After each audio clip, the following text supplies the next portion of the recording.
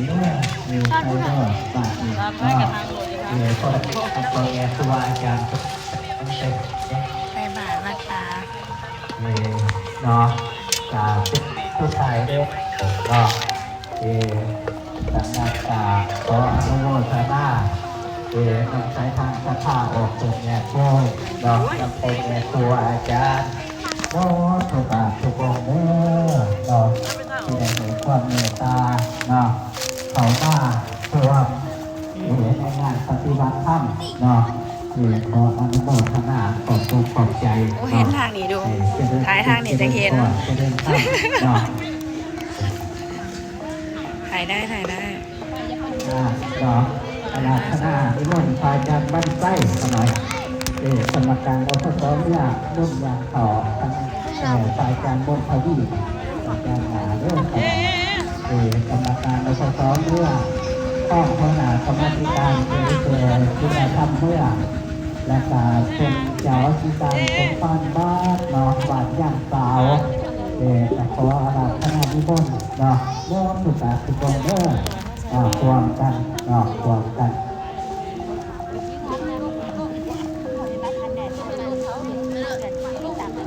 ดักกาเจริญพรทางพอออกมาเรื่อย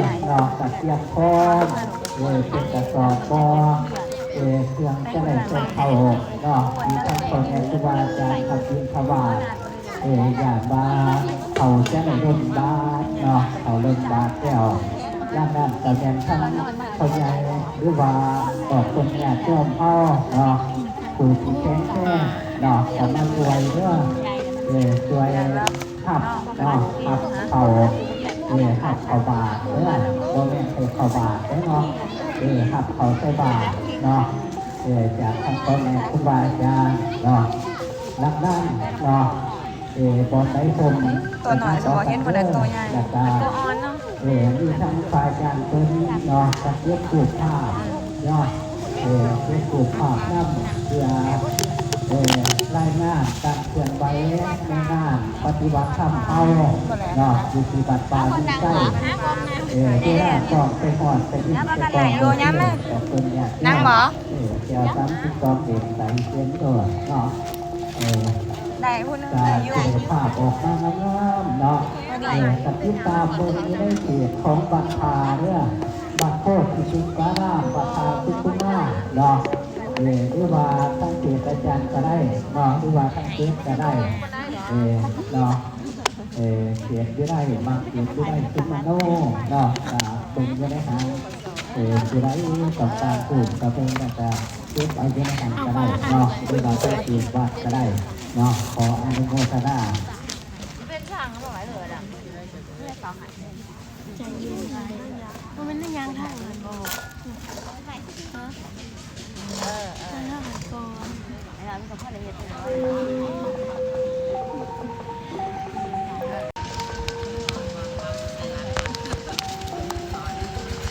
ดี๋ยว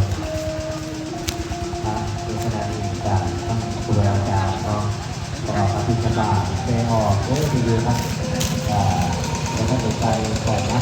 หาผมเนื้อนอกไม่หอดถึงแก่จะได้นักขอผมรอดข่าวประวัติครูบาอาจารย์ขอบคุณกำลังออกอภิชาบาที่ว่าทำเด็ดงานปฏิบัติธรรมตากำลังมา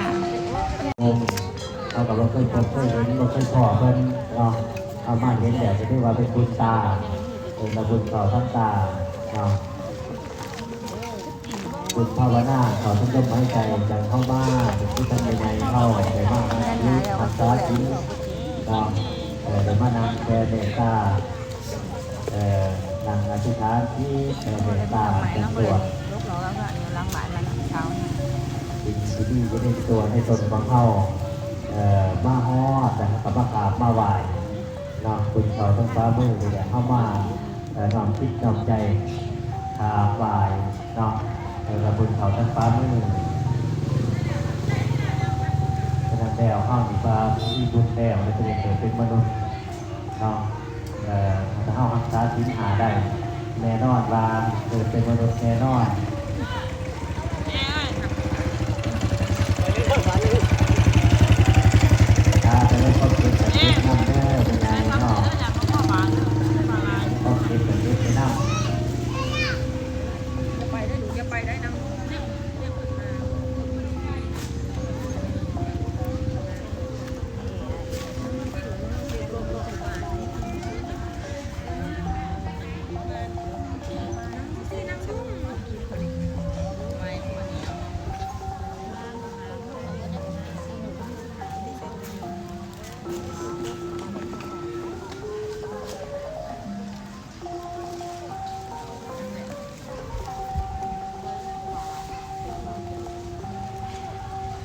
100คู่บาร้ายมั้ยปีนี้เท่าไหร่100อยู่เหรอมาแล้ว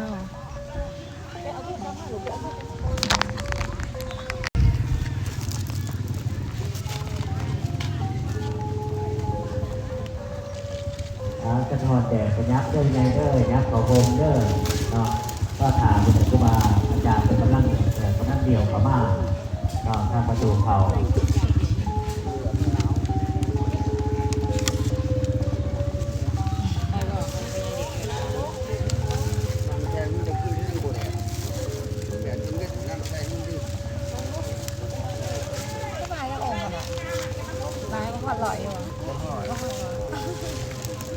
ปีนี้ว่าร้ายเนาะงานปฏิบัติท่าเล่าที่เกิดขึ้นได้ไปย้อนเราเป็นอย่างโยมแต่สำคัญที่สุดคืออย่างที่โยมก็มาต่อยอดมาโปรโมทนาแต่โดยวันที่เก่าเกิดงานมาเป็นหอดตัวนี้ก็บูรณิบูรณาบูรณาทิศบูรณาแท้นอนตามกำลังศรัทธาของแต่ละคนคือว่าจากโยมสำคัญที่สุดครูบาอาจารย์เฮามาปฏิบัติธรรมขาเราเป็นจากโยมขาเป็นจากกันทุกข้อเราที่ว่าทุกที่ว่าที่ตาครูบาอาจารย์เฮาขาที่ว่าได้นั่นแหละเราสำคัญที่สุดเพื่อคนจากโยมจากอาจารย์ตลอดศาสนาเฮาประกอบไปด้วยบริษัทที่ว่าทุกที่ว่าที่ตาครูบาอาจารย์จะเปลี่ยนต้นใหม่ต้นยาโยกต้นเปลี่ยนต้นหน้าตาประธานต้นใหม่ขาดหน้าไม่ใช่เดียวต้นไปไม่จะตายขนาดเดียวเข้ากับเพื่อนผ้าใช้กันการคนต่างอาศัยกัน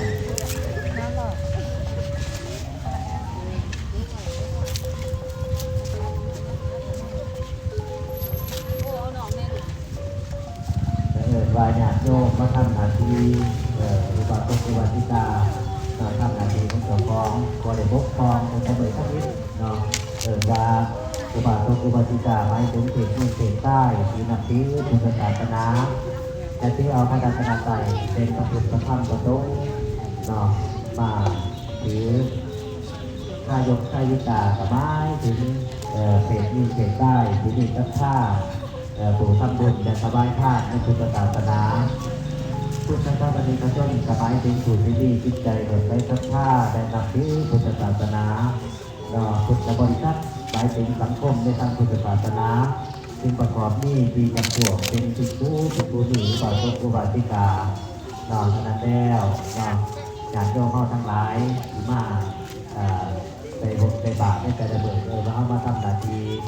อุปถัมภ์บูชาพ่อแม่ครูบาอาจารย์ศาสนาเขาจะมีเรื่องคงตัวอยู่ได้ใส่หยาดโยมเป็นผู้อุปถัมภ์บูชาหยาดโยมเข้าการที่กันต่างคนกับต่างอาศัยกันหยาดโยมเข้าอาศัยพ่อแม่ครูบาอาจารย์เวลาเห็นบุญกินท่านเห็นบุญแก่บุญขึ้นเรื่องตัดบาปอยากนำดูเรื่องนะครับเป็นครูอาจารย์แต่ละเดียวห้าต่างคนต่างดูเอาลูกว่านำดูกะทิแล่